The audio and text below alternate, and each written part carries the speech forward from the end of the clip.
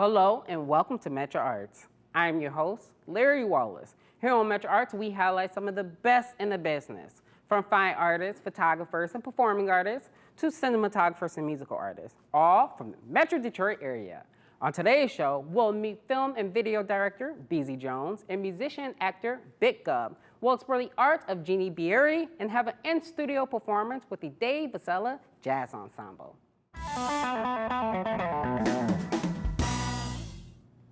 Our first guests on MetroArts are director Beasy Jones and Big Gub. Welcome to MetroArts, guys. Thank you. Thank you. So, Beasy, you're a director and editor. Can you tell us a little bit about your film career?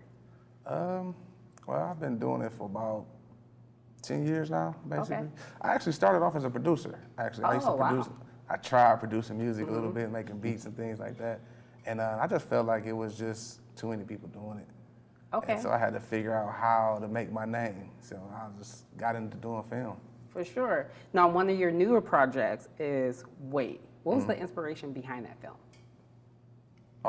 See, as a director, I started off shooting music videos. Okay. So when I first got into film, and some things happened along my career. It's like every time I try to do a project, something happens. So it's like, because you partner up with people, you do certain things, and just things just kept happening, Yeah. So I just told myself one day, like, I'm gonna do it myself, by myself, and just fund it myself, everything by myself, so I didn't have to worry about none of that stuff happening to where it just doesn't happen or doesn't come out. For sure. So me and my fiance, we actually was just thinking of some ideas, and she's like, what about if we do a street movie called Wait? I said, yeah, that sounds good, we're gonna do that. So that was just the name, all we had was a name, we started promoting it, and then we were like, you know what, city want it. So we had to sit down with a script writer, have him write the script. Now, I'm curious to know, how long was the whole process? The whole process for Wait was a year. Okay, cool. Now, we actually have a trailer of Wait. I'm really excited to see it. Oh, you do? Where'd you get it from? No. Let's watch. All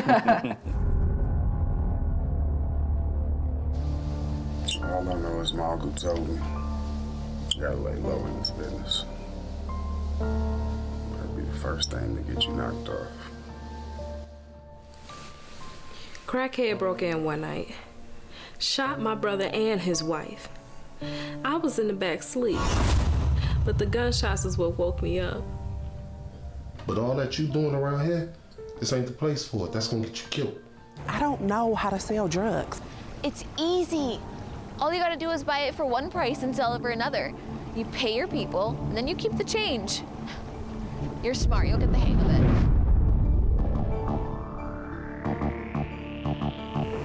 You did this to me, didn't you?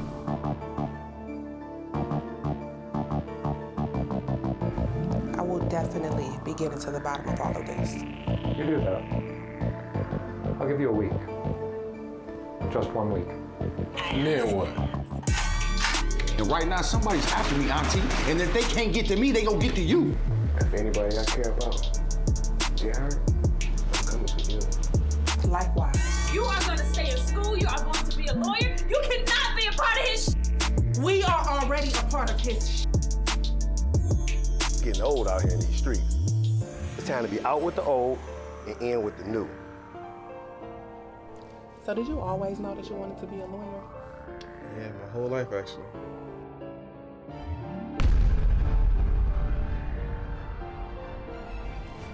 I'm just saying, man. If I get caught up, man, it's 3 for me. That's life. She ain't nothing but a college brat. Last time you was show, that can't happen again. So that was a really powerful trailer. And Big Gub, you're actually a musician and an actor. Yeah. How did you get started in acting? This guy right here, he basically gave me a shot. And I've done movies before, but I didn't have like a significant role like I did in this Wait movie. So I blame it on him. It's this guy's fault.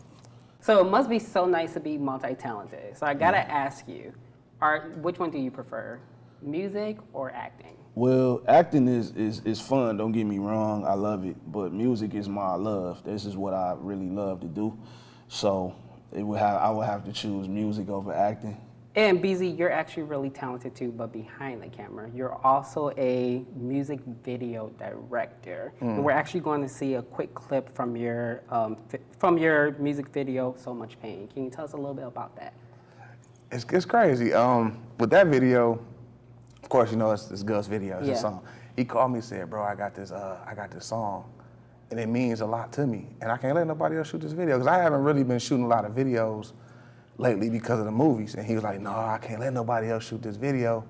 He said, "You know how I feel about this song." When he told me the concept and told me that his daughter's actually singing on the hook. Oh. That's actually his daughter. Right. Wow. So that's why it was so dear to him. And he sent me the song. I said, "I got an idea." Wow. He said, "All right, I'm just gonna show up. Let's do it."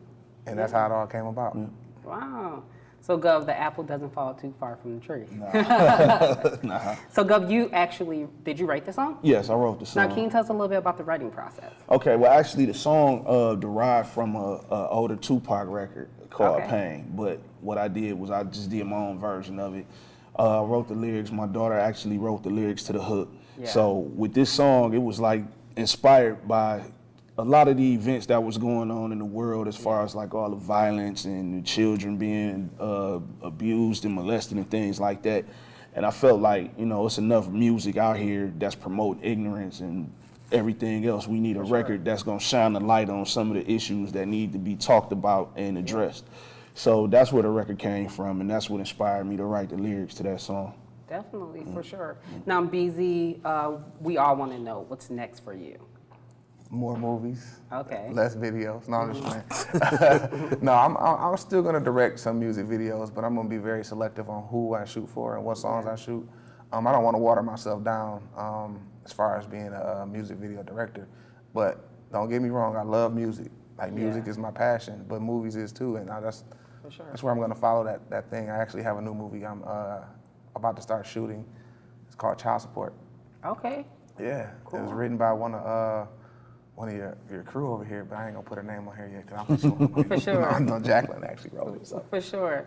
Well, now, where could people find out more information about you? You can follow me on social media at DIRX Beasy Jones, or you can actually visit my website. It's directed dirxbeasyjones.com.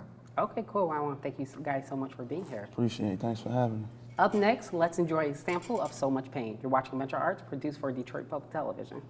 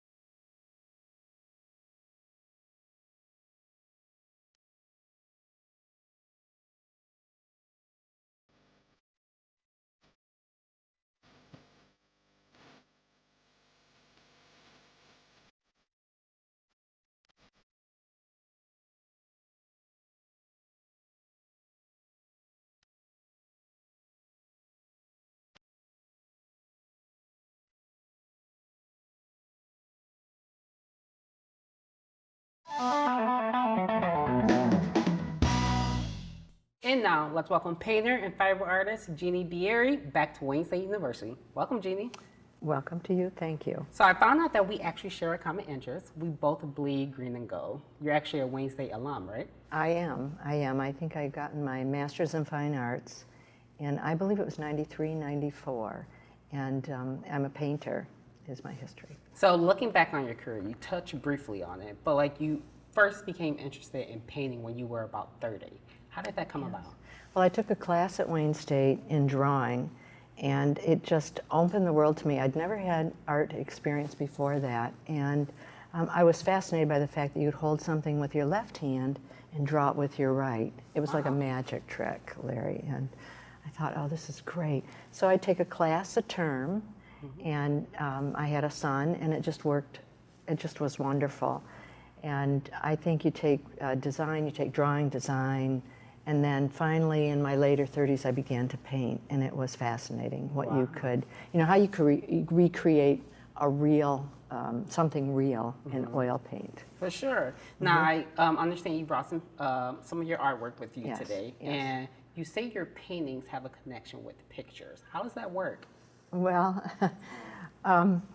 I developed a series of boxes that I made, and I put things in those boxes, and so you have to go to flea markets and all over to find what you need for the boxes.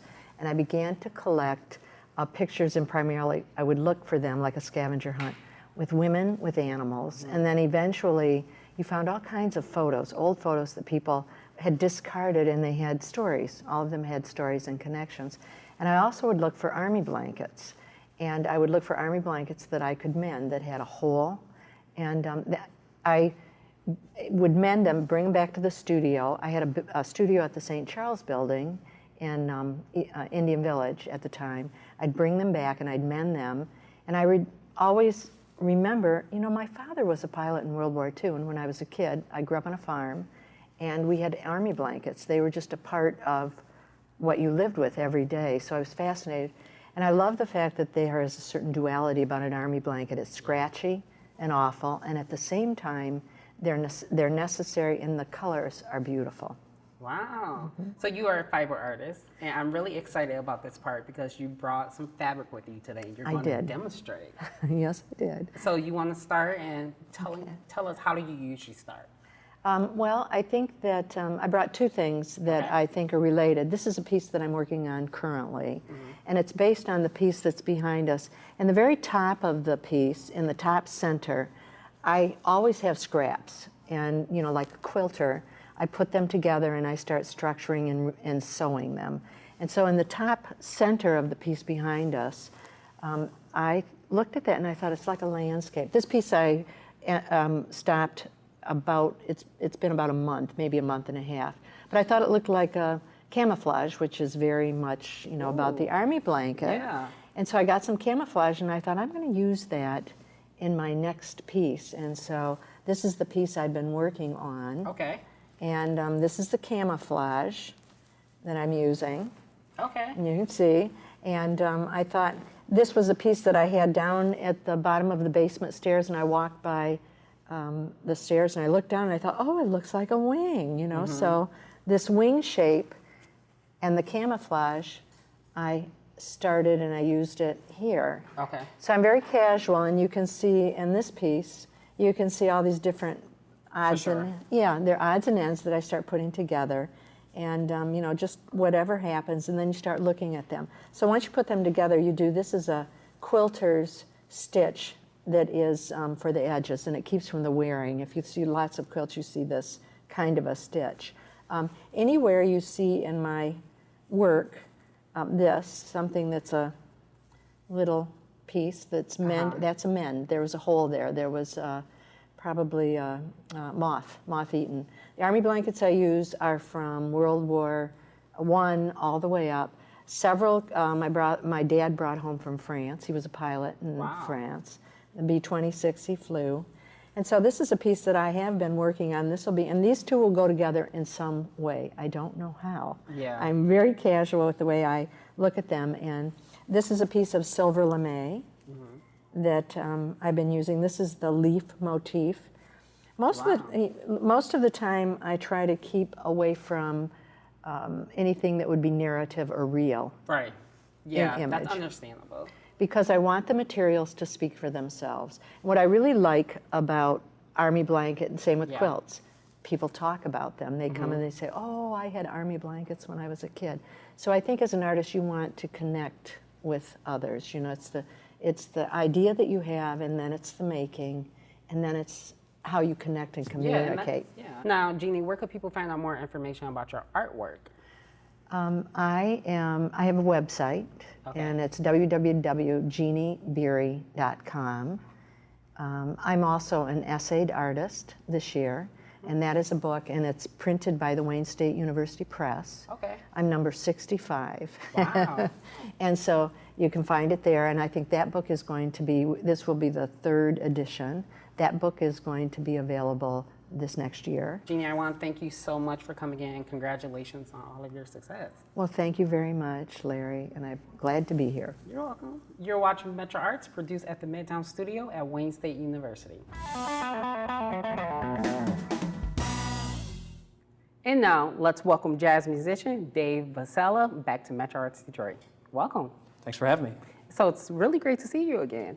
Yeah, last time you were here, you were actually with another band, but today we're focusing on jazz. Yes. So the first thing I really want to know is, now that the Detroit jazz scene is thriving, tell us a little bit about some of your performances.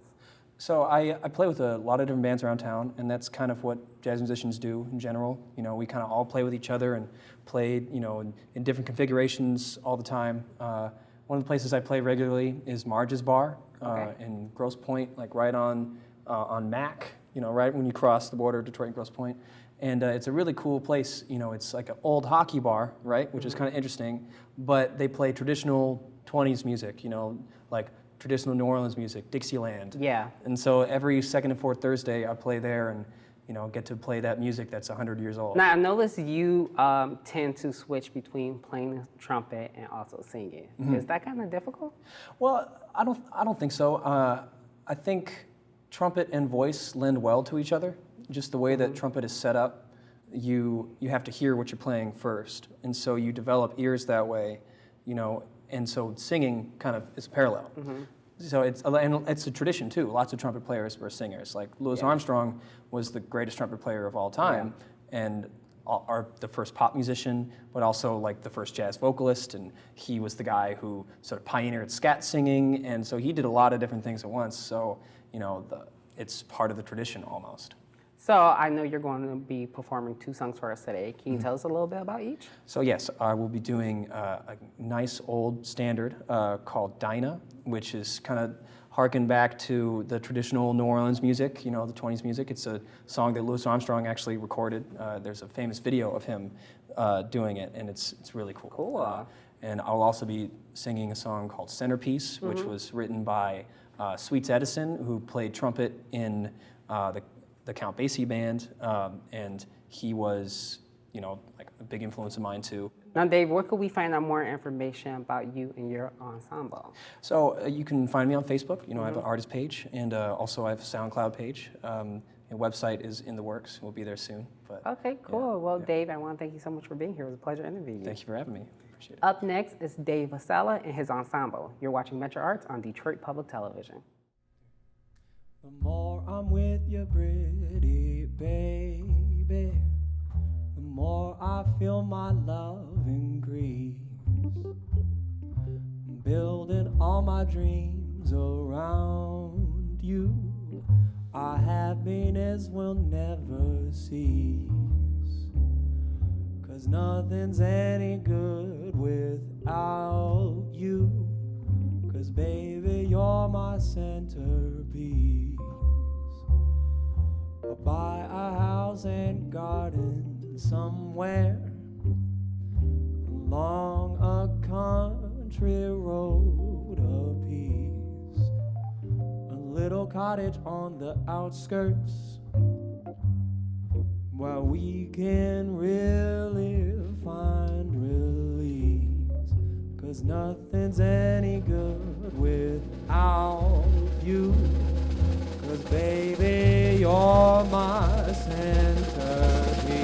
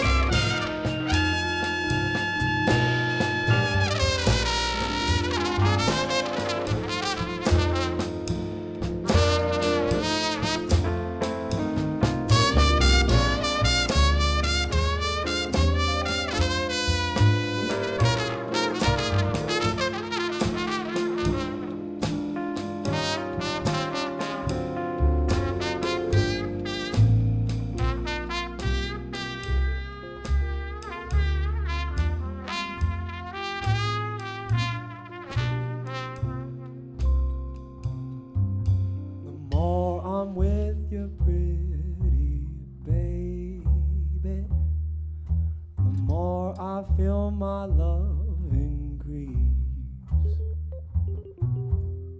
I'm building all my dreams around you.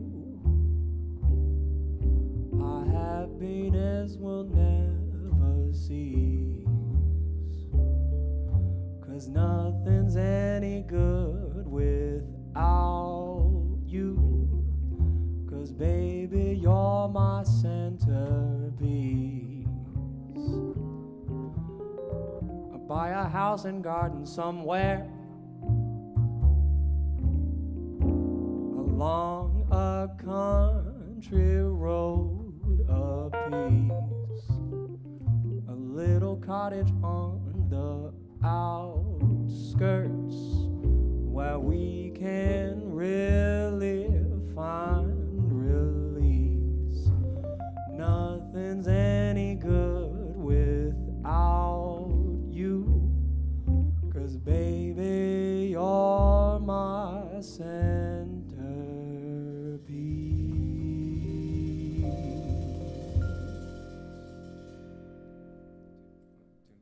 Dinah, is there anyone finer in the state of Carolina?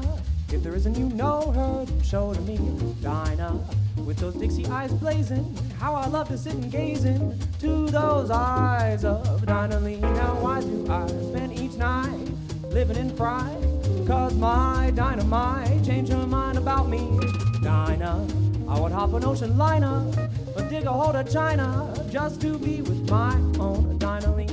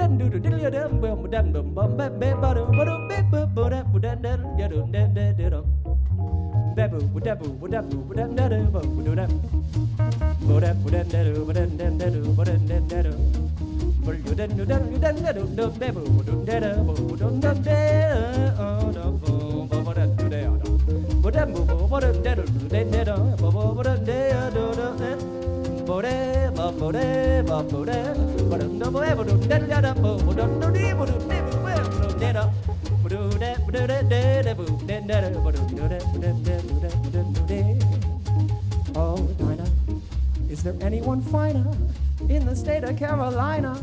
If there isn't, you know her, then show to me. Dinah, with those Dixie eyes blazing, how I love to sit and gaze into those eyes of Dinah Lee. Now why do I spend each night living in fright? 'Cause my dynamite changed her mind about me. Dinah, I would hop an ocean liner or dig a hole to China just to be with my own Dinah Lee, with my own Dinah Lee, with my own Dinah Lee, with my own Dinah Lee, with my own Dinah Lee.